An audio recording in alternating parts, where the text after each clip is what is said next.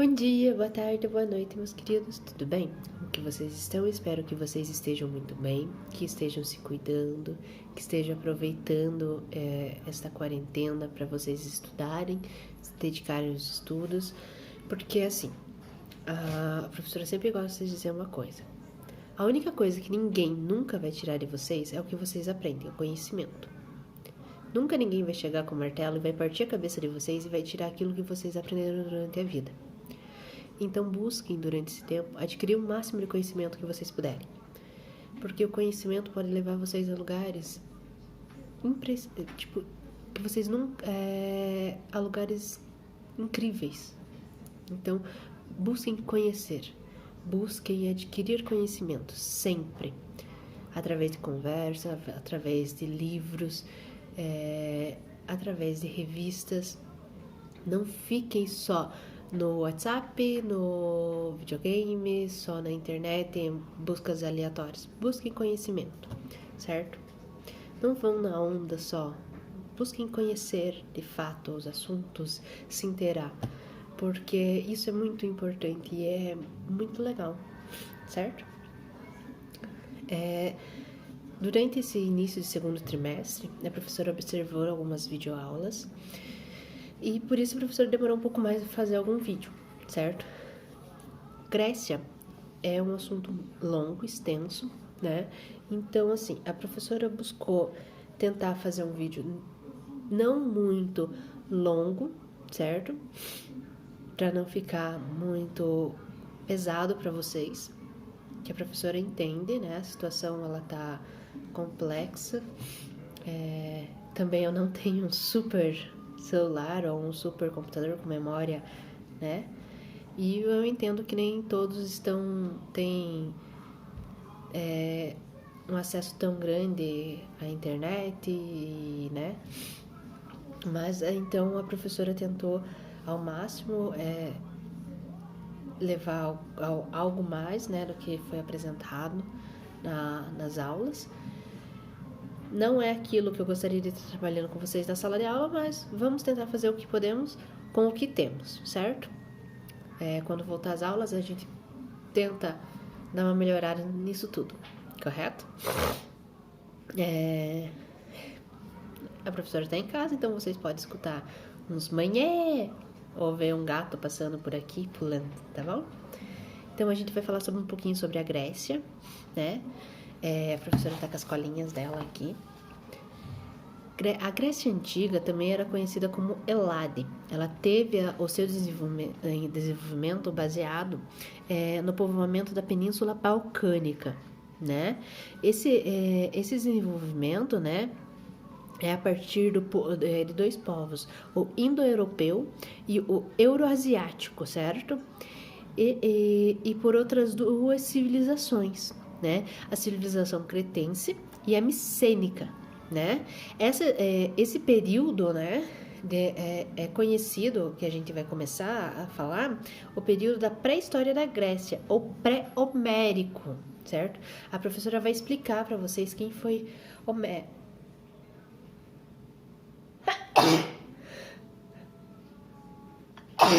Primeiro mico do vídeo. Quem foi Homero, né? O período homérico, que vai do século 20 ao século 12 antes de Cristo.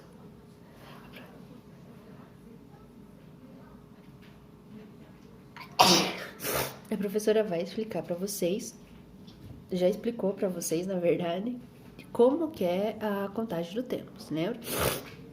Antes de Cristo, conta de trás para frente, quer dizer, do 20 para o 12. Então, 20, 19, 18, certo? Não como a gente, que é depois de Cristo. 1, 2, 3. Ok? A civilização cretense, ela tem foi considerada, nesse período, a mais brilhante, certo? Ela era privilegiada pelo mar Egeu. E isso, né, possibilitou a comercialização com outras civilizações muito importantes do período, que é o caso da Fenícia, a civilização fenícia, que a gente já trabalhou no primeiro trimestre, por mais que a gente trabalhou de uma forma reduzida, mas a gente já trabalhou, correto? E quando ela foi se destacando nesse período, né? Através dessa comercialização, ela foi se desenvolvendo a partir disso, né? Desse contato com essas civilizações, ela foi se desenvolvendo. Isso, com essa possibilidade de desenvolvimento, ela começou a adquirir conhecimentos de artesanato, metalurgia e outros, né? E isso foi expandindo o seu comércio. Ela deixou de ser apenas uma comunidade agrícola, né? E passa a ser comercial, né? Uma comercialização, uma comerciante, certo? E isso com isso ela começa a se desenvolver social e politicamente, né? E quando isso acontece, eles começam a se organizar, né, em cidades-estados, né? Cidades-estado, que elas possuem um próprio, né, governo, né? Quando isso acontece, acabou de pular um gato aqui. Quando isso acontece, né, começa a surgir uma elite comercial, né? E essa elite comercial, ela se localiza na cidade de Conossos, né? E eles começam a centralizar o poder. E esse poder é chamado como, né? Ele é centralizado no poder nas mãos de um rei, certo? E esse poder é chamado de talassocracia, que é chamado esse governo, talassocracia, certo? Significa governo, o poder sobre o mar. Durante esse período, os cretenses desenvolveram uma escrita, certo? Essa escrita era chamada linear B, que foi considerada todo esse desenvolvimento cultural, certo? Uma das bases, um dos pilares para o desenvolvimento da cultura grega, certo? E não só na cultural, certo? Esse desenvolvimento.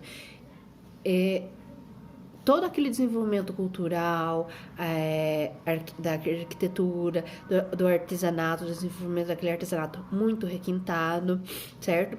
E da religião, que é uma religião politeísta, correto? Só que, enquanto ocorria todo esse desenvolvimento nessa região, né?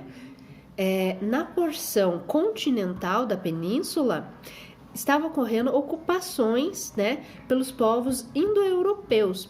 Os povos indo-europeus, eles começaram a invadir e dominar os habitantes da região continental da Península Balcânica. E quais eram os habitantes dessa região? Os pelágios. E eles começaram, então, a invadir e a dominar. E lá por volta do século 18 a.C., né, os aqueus fundaram a cidade de Micenas.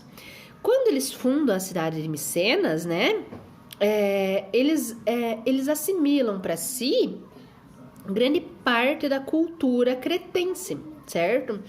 E antes deles dominarem, né, e criarem uma civilização, né, se eles dominarem toda aquela região ali, eles assumiram o comando, né, eles dominam as técnicas, né, dos cretenses, e eles criam uma civilização micênica, entenderam? Só que nesse período ali entre o século XVIII e o século XV a.C., não só os aqueus estavam invadindo a Península Balcânica, mas os eólios também, certo? Eles, por exemplo, eles estavam fundando a cidade de Tebas, na região da Tessália. Os jônios estavam fundando a cidade de Atenas, na região da Ática, certo? Lá, por volta de 450 a.C., os jônios, os eólios, junto com os aqueus, né, de Micenas, eles submeteram Creta. Então, todos juntos, eles assumiram o Mediterrâneo. Quando eles assumem, né, eles tomam controle de Creta, né, eles têm essa supremacia. Só que isso não vai durar muito tempo, porque os dórios, eles dominam, eles chegam nessa região. Só que tem um porém. Os dórios, eles eram grandes guerreiros. E além de serem grandes guerreiros, eles eram muito violentos. Eles usavam da violência. E eles chegam, né, e provocam um grande deslocamento da população da península. Então, eles causam uma fuga, uma diáspora. A professora já explicou o que era diáspora para vocês. Quando ocorre essa fuga, essa diáspora, né, da Península Balcânica, ocorre um processo de colonização de outros lugares da região da Grécia, certo? Só que quando ocorre essa colonização, né, esse processo de formações de outras comunidades, ocorre também um retrocesso no desenvolvimento dessas comunidades, certo? Eles voltam para um processo primitivo, certo? Dessas comunidades familiares.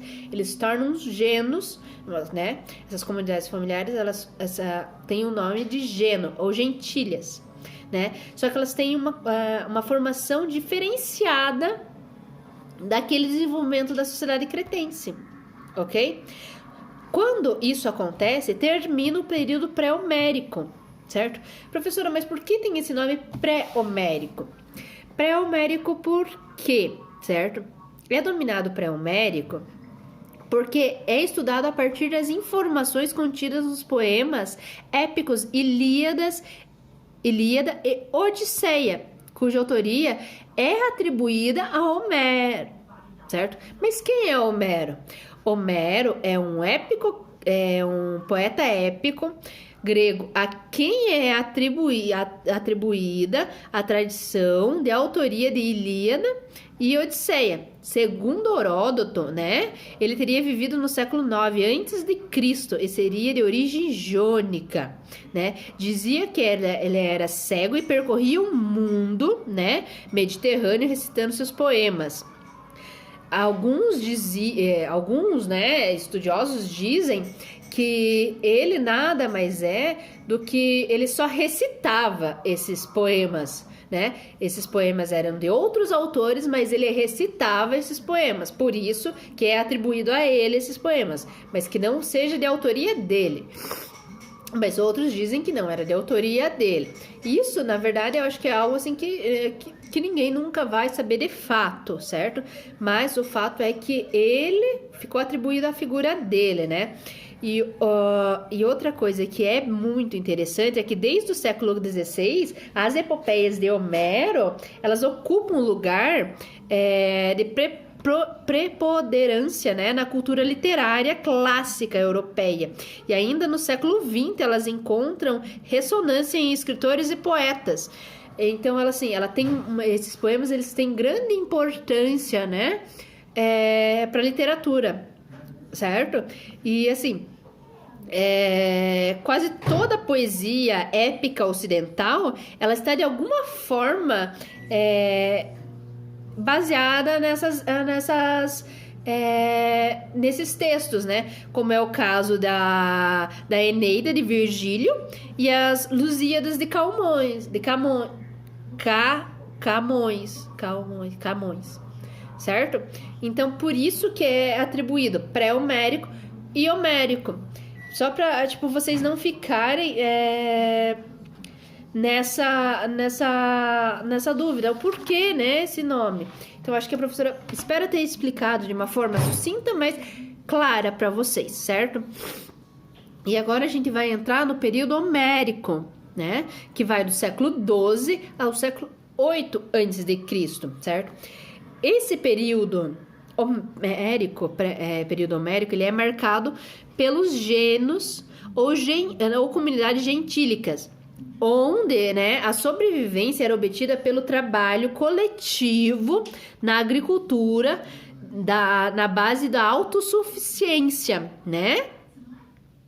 E trocas, onde o pater ou basileu significa a mesma coisa, ok? Pater ou basileu é a mesma coisa, era o chefe do geno. Geno ou gentílica é a mesma coisa, certo? E acumulava as funções de autoridade jurídica, militar e religiosa. As proximidades das gentílicas estavam determinadas pela consanguinidade com o pater.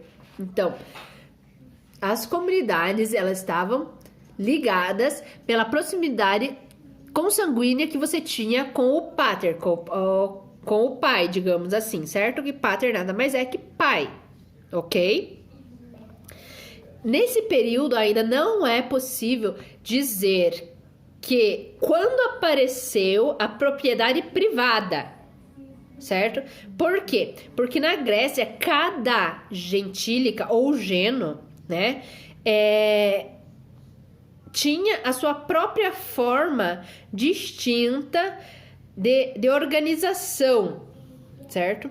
Cada uma se organizava de forma distinta, ou tinha sua própria organização. Ela era determinada pelo pater, ok? Então não pode dizer quando essa ou aquela começou a sua organização, a organização de propriedade privada. Não tem, não é uma coisa específica, certo? Só que houve um crescimento demográfico, né? Só que junto com esse crescimento demográfico não houve um crescimento técnico, né? E isso levou uma estagnação, porque houve um crescimento das pessoas, mas não houve um crescimento, não houve um desenvolvimento técnico que suprisse as necessidades desse desenvolvimento populacional. O que isso quer dizer, professor? É a mesma coisa assim, ó. A população está crescendo, mas não está desenvolvendo o mecanismo que vai suprir a necessidade alimentar dessas pessoas, certo? E isso vai acabar gerando alguns conflitos, né? E isso, o que aconteceu? Começou a acontecer isso, por quê? Agora a professora vai fazer uma explicaçãozinha bem interessante. As populações estavam crescendo, cada geno gentílica tinha o pater, que era uma comunidade que tinha o seu desenvolvimento, né? A partir da consanguinidade, né? Só que, vamos combinar, parente é complicado, certo? O desenvolvimento das terras, como foram repartidos? Vamos lá.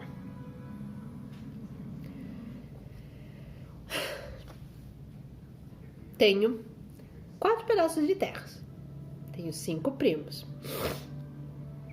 Eu gosto muito de 2 primos.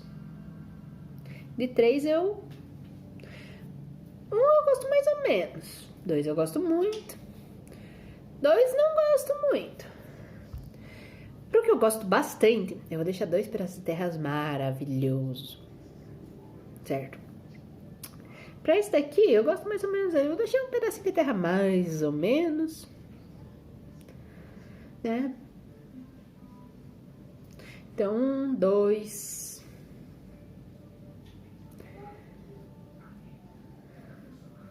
Tenho 5, né?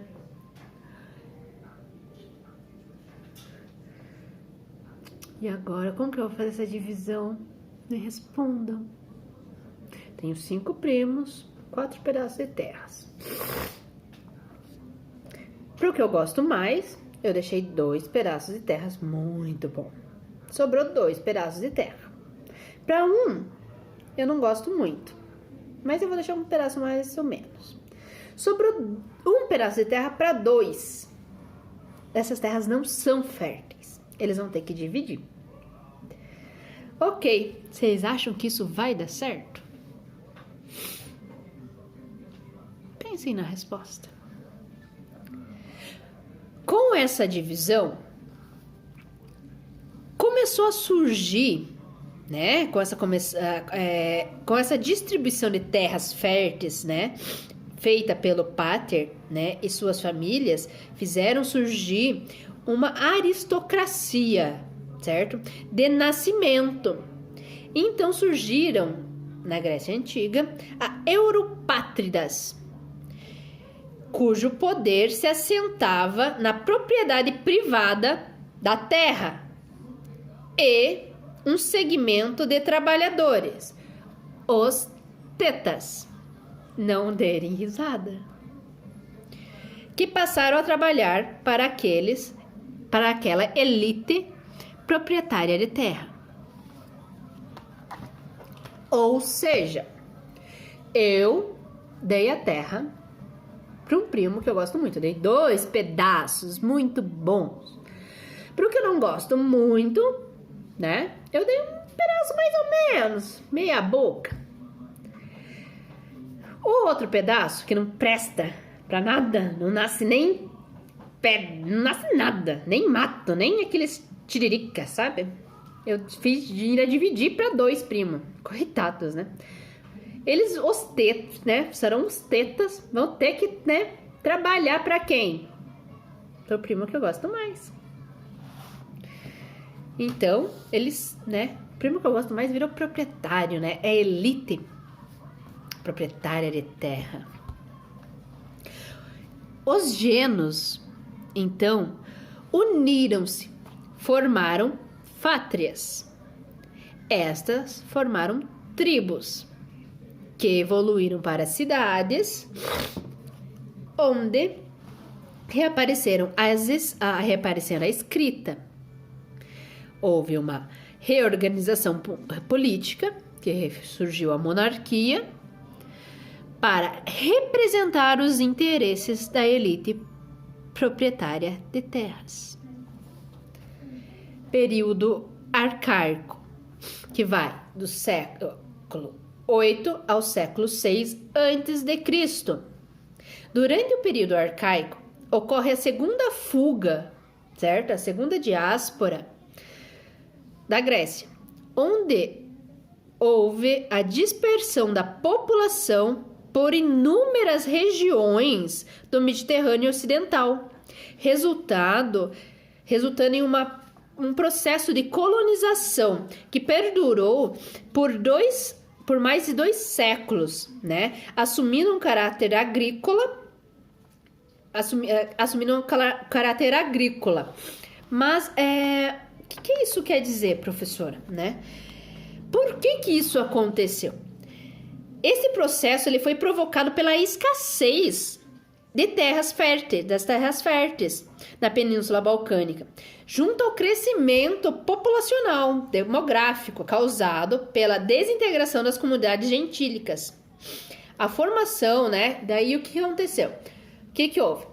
Meu primo, que ficou com as terras super boas, né? Começou a explorar os meus outros 2 primos, que ficaram com as terras ferradas. O meu primo ficou com a terra mais ou menos lá, que dava uma outra tiririca, né? Deu no pé. Vocês vão entender por que ele deu no pé. Deu no pé. Quando acontece essa fuga, né? Há a formação dessas novas colônias. Essas novas colônias, elas foram, né? Elas serviram de entreposto comercial, né? entreposto comercial. E elas se localizaram principalmente no norte da África, na Península Ibérica, né? No sul da França atual, no sul da Península Itálica. Essa principalmente foi uma região chamada pelos gregos de Magna Grécia. Ela foi a mais importante, né? A área de colonização mais importante. E esses serviram de entreposto comercial. E lá eles construíam navios, eles aprimoraram o comércio de produtos, sabe? Artesanais. E eles impulsionaram, sabe? Impulsionaram os pontos de comercialização, certo? E essa segunda onda de colonização, sabe? Ela difundiu a cultura grega por quase todo mundo conhecido do período. E elas difundiu principalmente algo bem complexo e bem... uma instituição bem grotesca, né? Que é a escravidão, né? Ela se solidificou muito nesse período, né? Em razão de conflitos pela divisão de terras. Por que você está falando isso, professora? Porque ao mesmo tempo que as cidades se desenvolveram, as relações humanas e sociais, elas também. E a escravidão, que antes ela era limitada apenas pros prisioneiros de guerra, agora ela não é mais limitada apenas aos prisioneiros de guerra.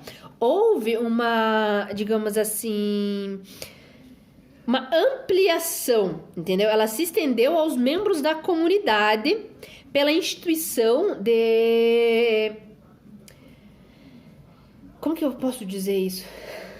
Pela instituição da escravidão por dívida. O que é escravidão por dívida? A escravidão por dívida, ela nada mais é do que a pessoa colocar o seu próprio corpo em penhor, né? E nisso, vocês vão entender isso um pouquinho mais pra frente. A pessoa, ela colocava o próprio corpo em penhor, né? E se ela não pagasse, ela virava escravo. Basicamente era isso. Visto que o crescimento da economia... e nesse ponto, eles ganharam muito dinheiro, porque a economia, ela exigia uma ampliação da oferta da mão de obra, né? E isso fez com que o comércio de escravos surgisse. Porque, né? As pessoas, elas precisavam de dinheiro. E o que elas tinham muitas vezes era o próprio corpo. Então, elas emprestavam esse dinheiro, elas não tinham como pagar e elas acabavam sendo escravizadas, né? Agora a gente vai falar sobre a cidade-estado ou polis. O que é isso? A polis ou cidade-estado, né? Possivelmente vocês vão ouvir falar sobre polis. Ela surgiu provavelmente no século 8 a.C., mas ela teve seu apogeu no século 5 a.C. e ela perdurou até o domínio romano, né? As cidades-estado, elas eram espaços fortificados. Também elas eram conhecidas sobre acrópole, certo? Eram locais mais altos, né, nas antigas cidades e serviam de cidadelas, quando eventualmente eles eram invadidos, ou então também quando ali poderiam ser erguidos templos ou palácios. Eles eram fortificações que ficavam mais altas, né, e para prevenção deles e cuidados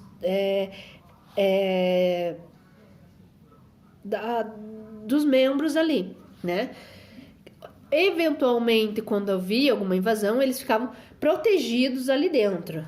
Ou então, ali se tornava um templo, ou então até mesmo um palácio, certo? Cada polis, ela possuía total autonomia política, econômica e social. Cada cidade possuía seu próprio governo, certo?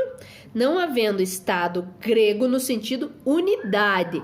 Diferente da gente que possui o município possui um estado, né? O município ele é representado por um estado, o estado é representado pelo Distrito Federal. A cidade-estado não, ela não tem que se ela não é, eles não eram representados por nenhum estado maior, entenderam? Eles não eram representados por uma unidade. Eles eram independentes. Por exemplo, Ponta Grossa, ela não depende de Curitiba, entende? Ela não tem uma capital. Ponta Grossa é a sua própria capital, ok? Sendo assim, podemos falar que a civilização grega, ela só existia porque eram civilizações, né? E assim, todas possuíam certa semelhança na língua, na religião e em alguns costumes, mas todas tinham as suas peculiaridades, certo? Todas tinham sua forma distinta de governar, que no caso, a gente vai citar dois, né? Que é Esparta e Atena. Esparta, também chamada de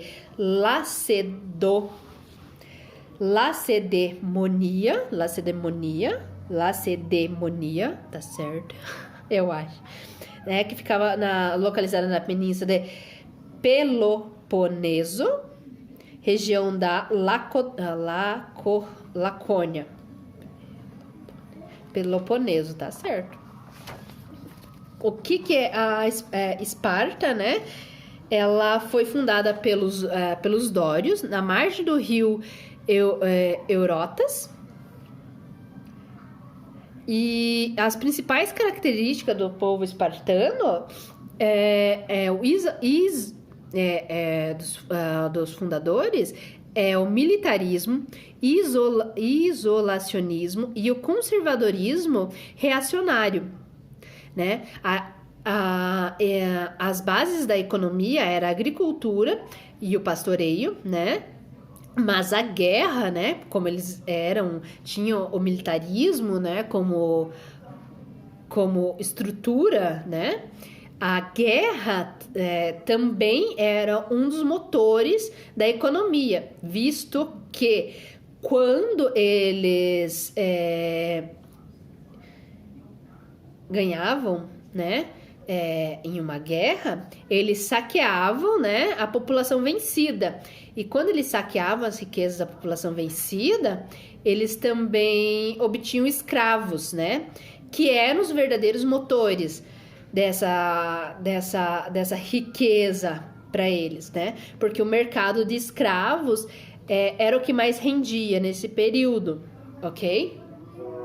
Diferente das outras cidades-estados, a Esparta, ela era governada por 2 reis, uma diarquia, né? Eram 2 grandes famílias aristocratas, né? Porém, essas 2 famílias aristocratas eram